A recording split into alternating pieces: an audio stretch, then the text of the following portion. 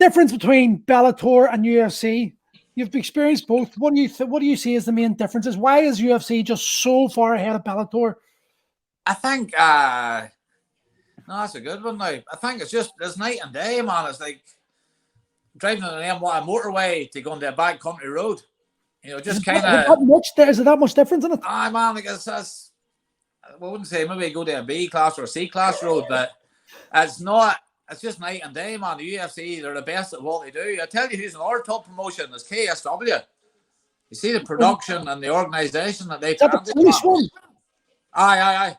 That's what Norman's with. Yeah. Yeah. And there was them, and then we were in China. There was a crowd in China ran a show, and it's attention to detail and no stress for the fighter at all, man. Everyone's there. You see KSW, like everybody's wary about IVs now. See, after cutting weight, they set up a friggin' separate room, man. We friggin' like 6 or 8 doctors with all different IV stations, making sure you're IV properly. It's not some ropey friggin' paramedic or some drunken coach trying to stick a friggin' IV needle into you. Everything taken care of. This is a really good tangent actually go on, because it's something I want to talk about. Cutting weight, because I was shit at it. Do you remember me trying to cut weight again for Michael Redmond? And I was fucking skipping bollock naked and trying to get weight in. And Davey, actually, you said let him go, and Davey went, no, he's going to fucking make it. I was like, you bastard. But the science behind cutting weight has evolved massively. Now, you were always really good at making weight. Looking back at your mistakes, or looking back at how you done it, to looking at how you do it now, how much better performance do you reckon you could have been? Where do you reckon you could have went to if you had the science and knowledge to have today back when you were fighting? Frank, that's a good one. It was trial and error back then, because I remember the first time we weight cut. I didn't eat any solid food for 2 days, and I just sat in the sauna. I sat in the sauna for hour upon hour. I mean, tracksuit bottom, sweatsuit on the fucking bike, just to get weight down. I was fighting like 4 kilos one day and 6 kilos or 8 kilos the next day. And I couldn't, my arms were like lead, and it was horrendous. I am physically scarred. See, if somebody says to me, come on, we'll go chill out and go to a spa here for a relaxing day, I get fucking PTSD, man. I can see it far enough. It's I'm laughing because I know what it's like, Rodney. I've just got these mental images of all the days back in like the early 2000s when there was just no clue what we were doing. No, you hadn't a clue. And then just when you're on that, I remember Rex Franklin was over at the UFC in Belfast, and I remember I was talking to him, and then it was Ed Herman, just about how they cut weight and just about high fiber diet. So that was Rex Franklin was the one that got us on the alkaline and sweet sweat. He started it, and then he was doing the high fiber diet, so that followed you up. And then, but again, that's all changed now. But I always pick brains of all the coaches. Do you remember? I know it's going to be off topic. I have to bring it back but do you remember, God rest his soul, Roger Fallis, when we? I still use that triangle escape to this day. I use treats that still. Do you remember the one you pull a knee down one and step through? I still use that. I thought that for me, the experience of the UFC, the best part of it was not the actual fighting, but afterwards, watching, speaking to the fighters, and we ended up sitting in the changing rooms watching the UFC on TV because it was better fun with all the fighters. But the experience you had for the difference of not the gulf of knowledge between the Americans and us back then was phenomenal. It was night and day, but man, we're up there with them now. That's in the last 13 years, we've really just closed the gap completely, and now we're understanding. But anyway, sorry to say that tangent there, but back to the weight cuts. So today, what do you think? What's your opinion on weight cutting now for like amateur fighters and professional fighters? What do you think? Do you think there need to be new rules like wrestling? Wrestling, you're not allowed to do certain things. Do you think they need to be implemented here, or are you still old school in your methods, just sucking up? No, I don't agree with weight cutting at all. I think people should fight at their natural. The way ONE FC do it is if you're a 70 kg fighter, you fight at 77. So there's they move you up weight class up from your fighting. You get the weight cutting just came from America and from wrestlers. Like it's fuck all they do with your performance. Like if anything, it probably interferes with your performance. Like if you have a weight bracket, so normally if you're say you're a 70 kg fighter, well, you just then fight at 77. It saves the weight cut. Because you know yourself, man, 3-4 weeks out, you're not worried about the fight. It's just all about making weight. But again, the other side of the coin, that's again a mental fortitude, mental strengthness, as commitment, determination. You have to make the weight. And that's, you sign a contract to make weight and to fight. So that's all you have to do. So, but it's tough tough on the body, and long term doing it is definitely sore on you.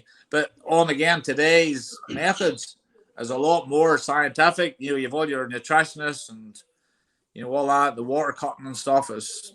It's just moved on so much. Science in itself, isn't it? Huh? It's a science in itself. Oh, serious, like, you know, it's unbelievable.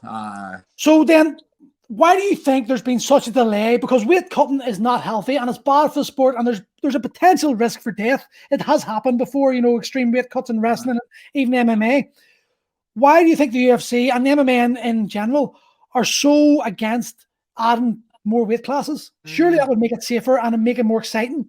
Well, that's why I agree 100%. They should have more weight classes.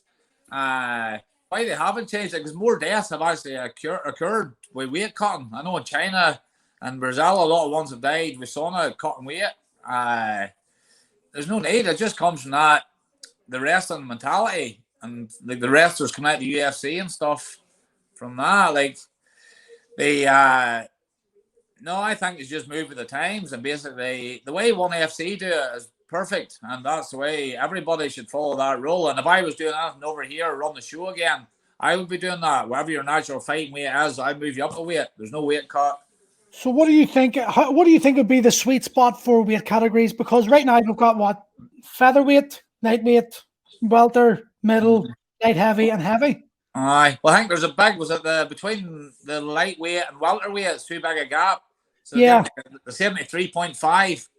So we halfway in between there, and then you've got middleweight to light heavy. So again, like maybe 88 kilos, stick another one in there. What every about probably 4 or 5? What's boxing? Is boxing every 4 or 5 kilos, or every 4 or 5 pounds? I think like, what is it? Middleweight. Middleweight's 84, and welter. For MMA, but I think boxing that's super metal. You see. Aye, but I'm saying, but in MMA it's like 77 welter, 84 middleweight. That's like a stone. Aye. That's a massive amount of weight. Like people don't understand that, like how hard it is to take 7 kilos off, and how much difference a fighter walking in 7 kilos heavier actually has. You know, the advantage. And I just can't understand, with so much money involved in the sport and so much focus on it, why the powers that be wouldn't want to make it as safe as possible, so there's less risk, less chance of those who hate the sport, of human cockfighters, like have less to jump on board on, and you know. Yeah, well, it does make sense. For safety is the main thing and the main key. So like, if you're not cutting weight, you're not dehydrating your brain. One, you're going to perform better in the fight, and two, your body's going to be healthier to take a bit more abuse than if you're dehydrated. You know, the UFC done the big change and done the weigh-ins from 4:30 in the afternoon to 9 o'clock in the morning to give your brain 36 hours to recover instead of 24.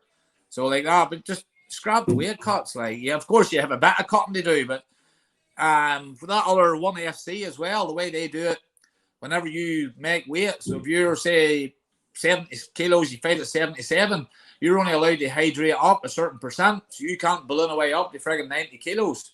You're only allowed a certain amount of weight back on. And once you understand it, typical Chinese, man, is 100%. It makes sense and it's perfect. Like, it's a good system. So that should spread out. But the Americans probably won't take it because the Chinese thought of it. But like, do you envision a time when maybe weight cuts won't be allowed, and they will have more categories, and it'll be like a natural fighting weight? But then it was too.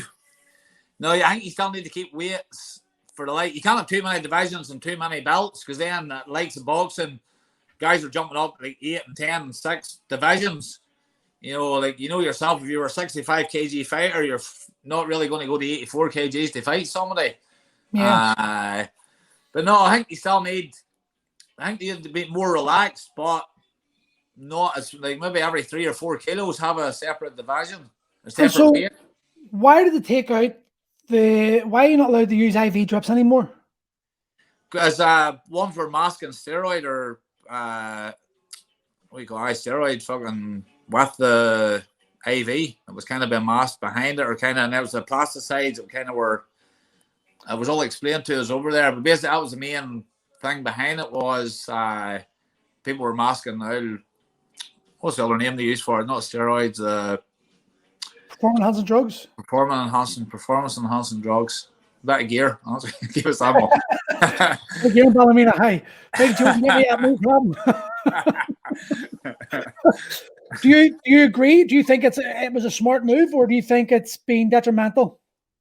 Well, if they're still cutting weight, IV is the safest way to rehydrate. So you're, of course, always going to get the people that bend the rules and they kind of try and take. But you see the way USADA are now, there's no way you can get around. You see the test them boys do on you is unreal. You have to log every supplement you take, and then they hit you verify it and they'll check it. So you can't just go to home and bar it or go to your local gym and buy creatine and aminos and all that stuff. That all has to be sent across to USADA, and they'll check it. The thing they're back to you and say yes or no. You can use that. You can't use that.